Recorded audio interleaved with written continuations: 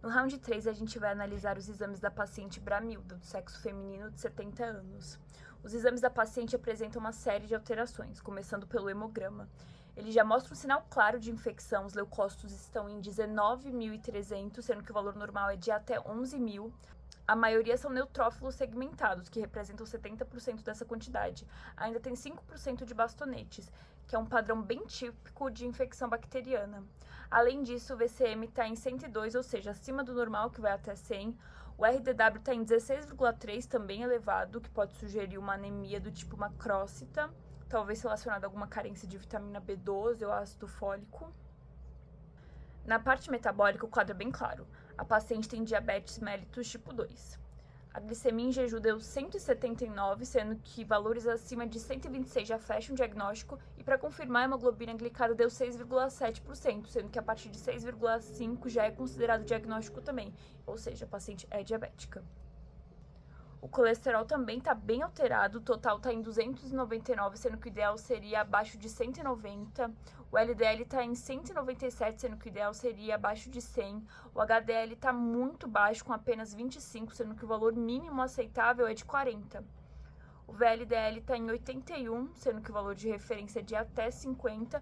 Então temos aí uma dislipidemia mista e grave, que coloca essa paciente no risco cardiovascular muito alto.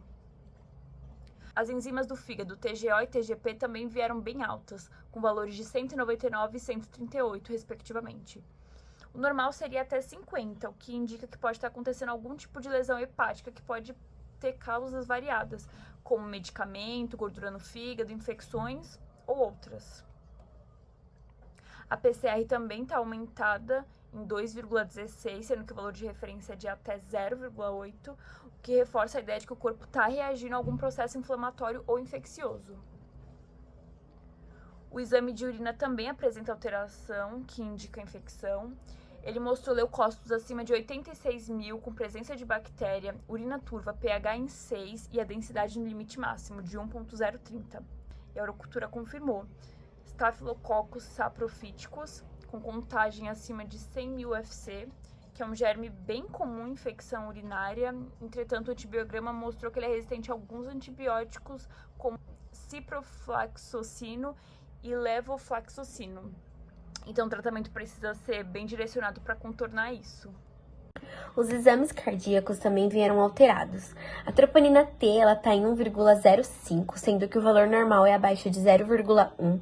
A CKMB está em 67, quando deveria ser até 25. E a CPK total, ela deu 297, quando o limite para um homem é 190. Esses achados, eles são muito sugestivos de lesão no músculo do coração, podendo ser até um infarto. Isso precisa ser investigado com urgência, com exames complementares, como o eletrocardiograma e o eco. Na gasometria, o pH estava um pouquinho abaixo, em 7,33, o que indica uma leve acidose. Mas como o bicarbonato e o CO2 estavam normais, parece que o organismo ele ainda está tentando compensar. O paciente ele também apresenta algumas infecções fúngicas. A cultura de escarro mostrou Candida albicans. A secreção vaginal também veio positiva para Candida e Staphylococcus saprophyticus. E no braço direito foi identificado Trichophyton rubrum, que causam micoses na pele. Essas infecções, elas são super comuns em pacientes diabéticos mal controlados, porque o excesso de glicose no sangue favorece esse crescimento dos fungos. Resumindo, o paciente ele tem uma diabetes muito mal controlada, um colesterol super alto, uma infecção urinária por uma bactéria bem resistente, uma possível lesão no fígado, sinais de problemas no coração, infecção fúngica em mais de um local. Diante da complexidade desse caso, é necessária uma abordagem multidisciplinar. A avaliação cardiológica ela deve ser imediata, com ecocardiograma e acompanhamento especializado, devido aos marcadores cardíacos alterados. O controle glicêmico ele precisa ser otimizado com ajuste terapêutico e suporte nutricional. A infecção urinária ela deve ser tratada com antibiótico, direcionado diretamente pelo antibiograma. A função hepática deve ser investigada com exames de imagem e revisão de medicamentos em uso. Considerando a suspeita de anemia macrocítica, recomenda-se a dosagem de vitaminas B12 e ácido fólico. Já as infecções fúngicas exigem um tratamento mais específico, como acompanhamento ginecológico e dermatológico, além do reforço no controle da glicemia. Esse é um caso bem grave que ele precisa de um acompanhamento bem de perto e uma abordagem multidisciplinar e intervenção rápida, principalmente para poder evitar complicações cardiovasculares e sistêmicas mais sérias.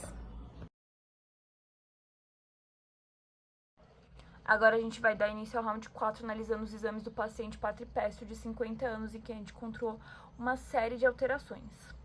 O RDW está elevado em 15,4, sendo o valor de referência de até 14,5, o que indica uma maior variação no tamanho de glóbulos vermelhos.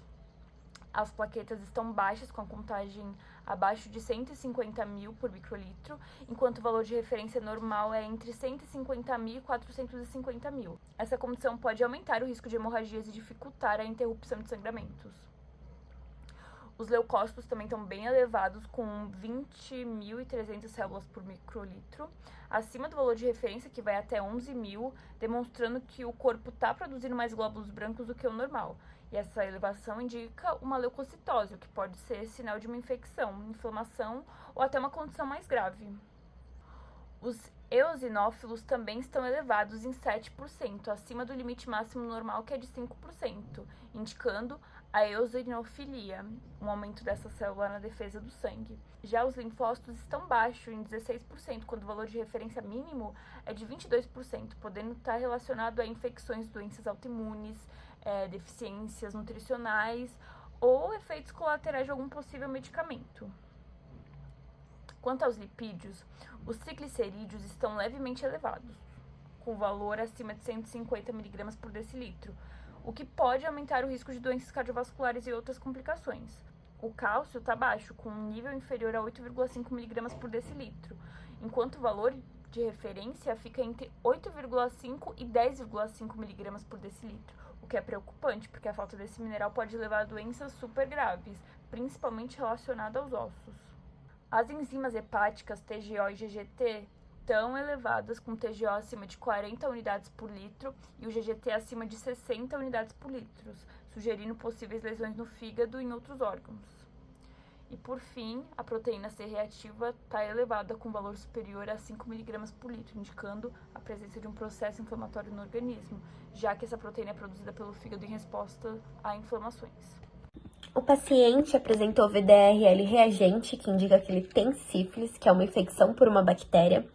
Deu reagente também, só que no IgG, o citomegalovírus, que ele é um vírus da herpes que é capaz de causar uma infecção no paciente. Esse IgG reagente, ele significa que ele tem anticorpos desse vírus, mas não necessariamente está com ele nesse exato momento. Foi apresentado também gordura fecal e sangue oculto presente, que pode indicar um problema digestivo. Deu algumas alterações também na urina. A presença de leucócitos, que indicam uma infecção ou uma inflamação no trato urinário, mas também pode ter outros fatores como inflamações renais. E foi encontrado um micro-organismo na urina, que é o Proteus mirabilis, que ela é uma bactéria gram-negativa que causa infecções, especialmente no trato urinário. Já na coprocultura, foi encontrado Salmonella CPP, que é uma infecção bacteriana que causa principalmente gastroenterite, ou seja, uma inflamação no estômago ou intestino. Em outro exame parasitológico, se achou cistos de Entamoeba histolítica e ovos ascaris lumbricoides, o que indica que tem um parasita presente no organismo. Já na espermocultura foi encontrada Escherichia coli, que é uma bactéria gram-negativa que pode causar infecções. O espermograma ele foi apresentado várias alterações significativas que podem indicar uma infertilidade masculina ou uma infecção ou inflamação no trato genital masculino.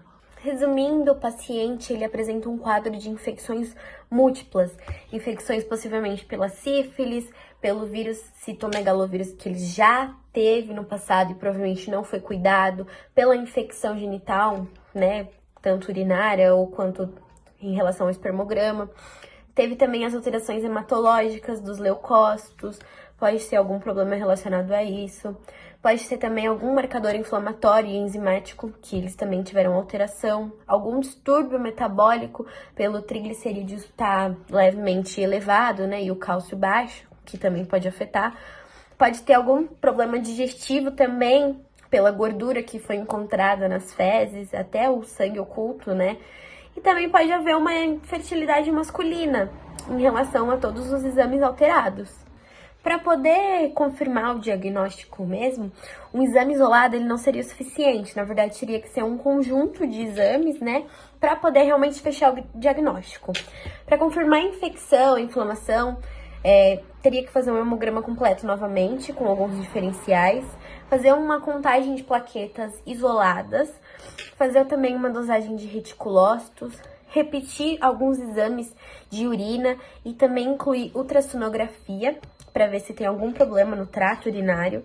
Poderia fazer um FTA para poder confirmar sífilis, fazer um teste também para ver se tem HIV, tipo 1, tipo 2, hepatite B, hepatite C, também para confirmar se isso envolve com alguma inflamação, alguma infecção. Repetir a coprocultura e fazer um parasitológico repetido, né? Repetir o exame de sangue nas fezes para ver se tem alguma coisa, fazer uma pesquisa maior de antígenos virais, bacterianos nas fezes. Pode fazer também uma ultrassonografia de abdômen, um ecocardiograma, pode fazer também uma endoscopia digestiva, pode fazer uma espermocultura com antibiograma para ver se tem algum problema também relacionado ao espermograma. Também pode fazer um VHS. E se caso confirmar que são todos esses exames mesmo, é legal fazer um acompanhamento médico de perto. Como o problema pode ser bem grave, seria legal você sempre estar acompanhando a evolução, sempre fazendo exame e entrar com os tratamentos do antibiótico.